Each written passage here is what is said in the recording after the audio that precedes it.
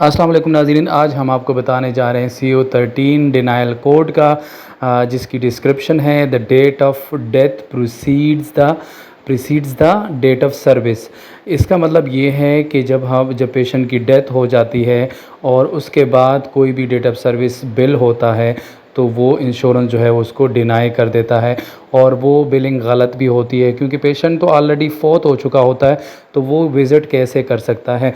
तो इसकी डिस्क्रिप्शन की तरफ जाते हैं। This denial code occurs when the date of service on the claim is after the patient date of death.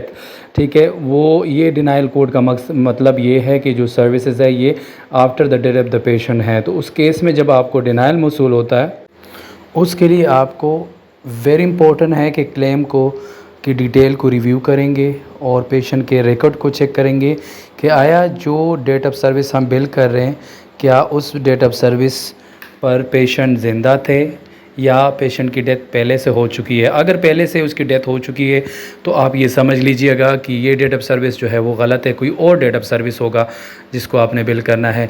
अब आपका सोल्यूशन इसका क्या है? Verify patient information. आपको पेशेंट इन्फॉर्मेशन जो है वो वेरीफाई करने की ज़रूरत है।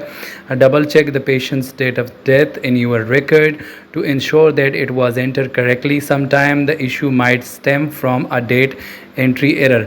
समटाइम ऐसा होता है कि पेशेंट की डेथ जो है वो किसी और डेट को हुई होती है, आप उसकी डबल चेक कर लेते हैं, या आपकी जो डेट ऑफ सर्विस है वो भी उस डिफरेंट डेट की हो सकती है। तो दोनों डेट्स की वेरिफिकेशन करना, उसकी डेट एंट्री के टाइम पे भी मिस्टेक हो सकती है। फॉर एग्ज़ाम्पल अगर हम बात करें अप्रैल की, फ़र्ज़ करें 1 अप्रैल को और आप गलती से 1 मई लिख देते हैं तो उस केस में भी क्या होता है, उस केस में जो है आप जो है वो इस तरह के डिनाइल मौसूल हो सकते हैं। फॉर एग्ज़ाम्पल पेशेंट की जो है वो डेथ हुई होती है मई को और आप जो है वो क्लेम जो है मई के बाद इंटर करते हैं तो उस केस में भी डिनाइल मौसूल होता है। Check the date of service check करें, ये वही जो हमने बात की, review the date of service on the claim to ensure that it is correct. If there was a typographical error, correct it. अच्छा, ये डेट ऑफ सर्विस जो है उसकी हमें जानकारी बहुत ज़रूरी है कि जो डेट ऑफ सर्विस हम बिल कर रहे हैं इंश्योरेंस को वो हम डबल चेक करें अपने एंड पे, आया हमने जो डेट ऑफ सर्विस सेलेक्ट की है जो हम बिल करने जा रहे हैं क्या वो सही है या गलत है, तो उसको हम करेक्ट एंटर करेंगे तो क्लेम जो है वो प्रोसेस होगा। 3rd नंबर पे है review documentation. Confirm with the health care provider that the service was indeed rendered before the patient date of death. Gather any supporting documents that may clarify the situation. आप doctor health care provider से service confirm करेंगे कि ये service जो है वो patient के death से पहले परफॉर्म हुई है और उसके लिए आप तमाम तर जो इन्फॉर्मेशन है वो कलेक्ट करेंगे और ताकि उस सिचुएशंस को क्लैरिफाई किया जा सके।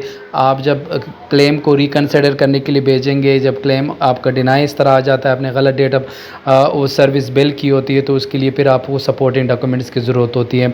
करेक्ट द क्लेम, हमें क्या करना होगा, क्लेम को करेक्ट करना है। The date of service was incorrect, update it to the correct date, आप करेक्ट डेट एंटर करेंगे। If the date of death was mistakenly reported, या डेट ऑफ डेथ जो है वो मिस्टेकली रिपोर्ट हुआ हो, कॉन्टैक्ट द अप्रोप्रिएट डिपार्टमेंट और agency to correct this information. Sometime आपकी डेट ऑफ सर्विस सही होती है लेकिन जो पेशेंट की डेथ है वो गलत इंटरव्यू होती है। 5th नंबर पे है resubmit the claim. After correcting the error, resubmit the claim for processing. Include any necessary documentation that supports the correction. आप जब करेक्टेड क्लेम भेजेंगे तो उनके लिए ज़ाहिरी बात है आप कुछ सपोर्टिंग डॉक्यूमेंट्स अटैच करेंगे, भेजेंगे इंश्योरेंस को, ये क्लैरिफाई कराएंगे कि ये जो क्लेम हम भेज रहे हैं ये करेक्ट है कि नहीं है।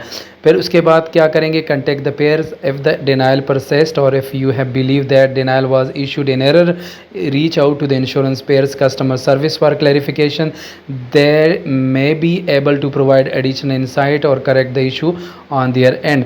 आप जो है इंश्योरेंस से कॉल करके वो तमाम इन्फॉर्मेशन करेक्ट कर सकते हैं और इंश्योरेंस अपने एंड पे क्लेम को रिप्रोसेस कर देती है जब आप रिप्रेजेंटेटिव से बात करेंगे और वो इस चीज़ को आइडेंटिफाई करेंगे कि जो उनकी एंड पे गलती है वो उसने करेक्ट करके क्लेम रिप्रोसेस करके पे कर देना है। Thank you.